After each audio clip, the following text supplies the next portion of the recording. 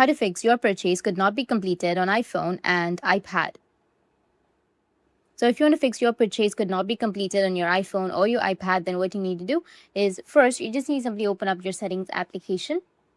After opening your settings, you will get this kind of interface. You just need to simply go with your Apple ID, tap on your Apple ID, and then tap on Media and Purchases. Tap on View Account. Now tap on Manage Payment to view and update your payment details. Now here you will have all of your payment methods, right? So in my case, I don't have any payment method. But if you have your payment methods, then you will have all of your payment methods or your credit or your debit cards saved right here. You just need to simply go with Edit, which will be on the top of your screen. Then tap on Remove icon to delete your payment method. So just simply go and remove your payment method and tap on Add Payment. Now choose a payment method, your credit card or your debit card, and fill in the payment details. After adding your payment method, your problem might be fixed.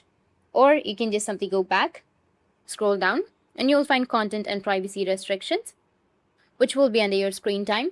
So just tap on screen time and then scroll down a bit, go with content and privacy restrictions, and then go with iTunes and App Store purchases. Now tap on in-app purchases and then select allow.